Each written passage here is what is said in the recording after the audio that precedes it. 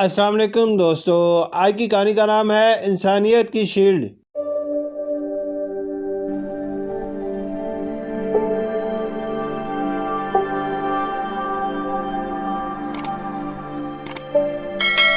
دانی تھکے ہوئے قدموں سے گھر میں داخل ہوا اور بستے کو زور سے بستر پر پٹکا۔ امی نے حیرانی سے اسے دیکھا مگر وہ سلام کیے بغیر کمرے میں گھس گیا۔ امی اس کے پیچھے پیچھے کمرے میں داخل ہوئی اور پوچھا کیا ہوا؟ دانش نے بتایا عمران نے پوری جماعت کو اپنے گھر دعوت پر بلایا ہے۔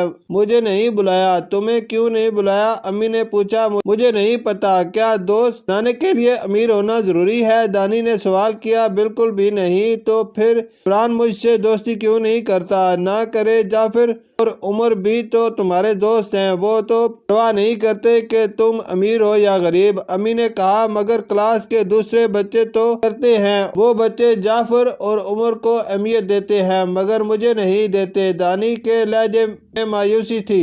ایسے لوگوں سے جو دولت اور شان و شوکت کو ترجیح دیتے ہیں، ان سے نہ ملنا ہی اچھا ہے۔ وہ لوگ جو انسان کو اس کی خوبیوں کی وجہ سے پسند کریں سب سے بہترین دوست بنتے ہیں۔ تمہاری کلاس میں بھی ایسے بچے ہوں گے؟ امی نے پوچھا۔ کچھ دیر رک کر امی نے پھر کہا تم ایک اچھے انسان ہو اور یہ سب سے بڑی بات ہے۔ ایک دن سب کو سمجھ میں آ جائے گا کہ انسانیت سے بڑھ کر کوئی چیز نہیں ہوتی۔ امی کا لہجہ پر یقین تھا۔ دانی اور درجے کی ذہنی صلاحیت رکھتا تھا۔ پرنسپل صاحب نے صبح بچوں سے خطاب کرتے ہوئے کہا جامعی امتحانات شروع ہونے میں 1 مہینہ رہ گیا ہے۔ آپ کو امتحانات کا سلیبس دیا جا رہا ہے۔ ہم چاہتے ہیں کہ آپ دل لگا کر تیاری کریں۔ اویس آج پھر غیر حاضر تھا۔ دانی سوچ میں پڑ گیا۔ آخر وہ 3 دن سے اسکول کیوں نہیں آ رہا؟ اسکول سے واپسی پر وہ اویس کے گھر کی طرف مڑ گیا۔ اویس کو یرقان ہو گیا تھا اور ڈاکٹر نے مکمل پرہیز اور 2 ہفتے تک آرام کے لیے کہا تھا۔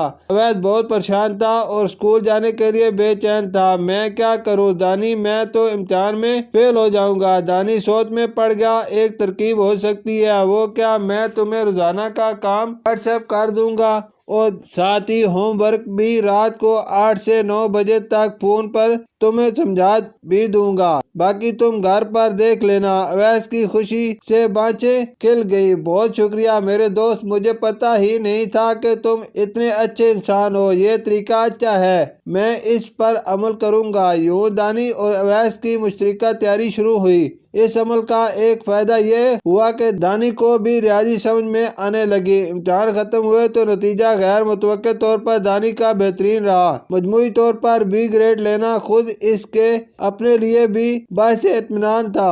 اب وہ اپنا رزلٹ کارڈ سکون سے امی اور ابو کو دکھا سکتا تھا۔ جعفر اول آیا تھا جبکہ عمر چوتھی پوزیشن پر تھا۔ حیران کن طور پر اویس کی دوسری پوزیشن آئی تھی۔ یہ ایک خلاف توقع نتیجہ تھا۔ پیر کے دن سے نئے سیمسٹر کا آغاز ہو گیا۔ تمام بچے اسمبلی گراؤنڈ میں جمع تھے اور پرنسپل صاحب کا خطاب سن رہے تھے۔ ہمارے ایک اچھے طالب علم اویس حیدر امتحان سے قبل یرقان میں مبتلا ہو گئے تھے اور ڈاکٹر نے انہیں مکمل آرام کا مشورہ دیا تھا۔ تشویش کی بات یہ تھی کہ 2 ہفتے بعد جب یہ بچہ اویس آئے گا تو امتحان کیسے دے پائے گا؟ مگر وہ امتحان میں بیٹھا اور دوم آیا۔ جب ہم نے اس کو مبارکباد دی تو اویس نے اپنی کامیابی کا سہرا اپنے ساتھی کے سر باندھا۔ بیماری کے دوران اویس کے تمام دوست اپنی تیاری میں مشغول تھے۔ صرف ایک بچہ روز اس کو تمام کام بھی دیتا تھا اور رات میں اس کو پڑھاتا بھی تھا۔ پھر اویس کی اپنی محنت بھی تھی، مگر اہم بات یہ ہے کہ دانش ظفر نے یہ سب کام بغیر کسی لالچ کے انسانی ہمدردی میں کیا۔ یہ سب سے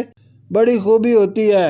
ہمدردی کے لیے انسانیت کی ضرورت ہوتی ہے اور دانش ظفر نے ثابت کیا کہ وہ سب سے بہترین انسان ہے۔ اسکول ان کو اس بے غرض خدمت پر اعزازی شیلڈ پیش کرتا ہے۔ میں دانش ظفر سے درخواست کروں گا کہ وہ آئیں اور شیلڈ وصول کریں۔ اسمبلی گراؤنڈ تالیوں سے گونج اٹھا۔ سب بچے دانی کی طرف دیکھ رہے تھے۔ دانی نے اویس کی طرف دیکھا، وہ مسکرا رہا تھا۔ شکریہ